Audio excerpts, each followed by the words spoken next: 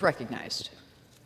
Thank you, Madam Speaker. I do want to be clear because the distinguished gentlelady mentioned hardworking Oklahomans, and we certainly appreciate their hard work. This isn't about the hardworking men and women in Oklahoma who work for oil and gas companies.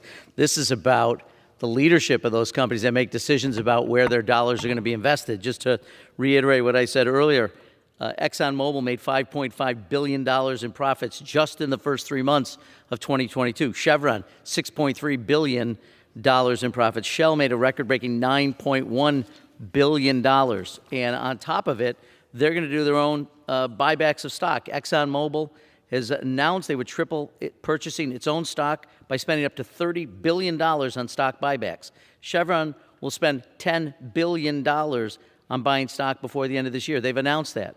This isn't about the hardworking men and women who we respect. This is about corporate executives who decide to put their interests before the interests of the American people, particularly at a time when we struggle to get them to increase production, and we're facing a global crisis in oil and gas because of activities around the world by Vladimir Putin's unwarranted aggression against the people of Ukraine, which has disrupted the energy market worldwide. So just to be clear, appreciate her sentiments, but we're not talking about hardworking men and women. We're talking about CEOs who decided to put their profits ahead of American interests, and that's what we're talking about. With that, I'd like to yield 3 minutes to my great friend and colleague, the distinguished gentleman from Illinois, Mr. Schneider. Gentleman's recognized.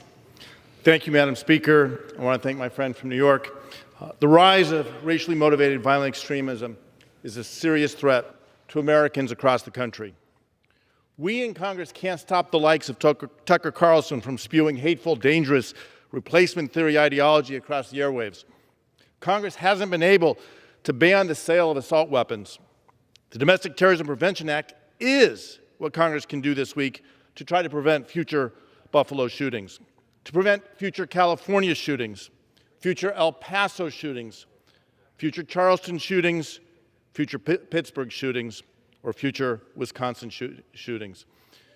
We need to ensure that federal law enforcement has the resources they need to best preemptively identify and thwart extremist violence wherever that threat appears. In 2020, this House passed the Domestic Terrorism Prevention Act on a voice vote with overwhelming support from both sides of the aisle. I want to thank my colleagues, Democrats and Republicans, who saw the benefit of this legislation and sent it to the Senate. It didn't get a vote in the Senate in 2020, which is why we are here today. I am grateful that this legislation is being brought forward today in this moment. To those who are considering voting against this bill, I ask them the following. What has happened in the 2 years since that they no longer support this legislation? What has changed that they no longer support giving the FBI, the Department of Justice, the Department of Homeland Security the resources they need to keep Americans safe, to make sure kids in their schools don't fear the threat of terrorism, that people shopping in a grocery store, going about their business, don't have to worry about someone coming in and killing them simply because of the color of their skin? What has changed in 2 years that after sending this to the Senate on a voice vote without any opposition from Republicans, today we're not there? Following the vote in 2020, we introduced this bill on January 19th, 2021. 3 Democrats, 3 Republicans leading that with me. It was bipartisan.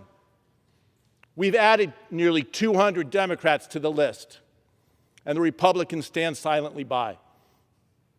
The only thing that's changed in 2 years is that the risk of violence, the risk of domestic terror has gone up. I'm calling on my colleagues. I am pleading with my colleagues. Join us in this legislation. Let's join together and send a message that we stand with federal law enforcement. We stand with American communities.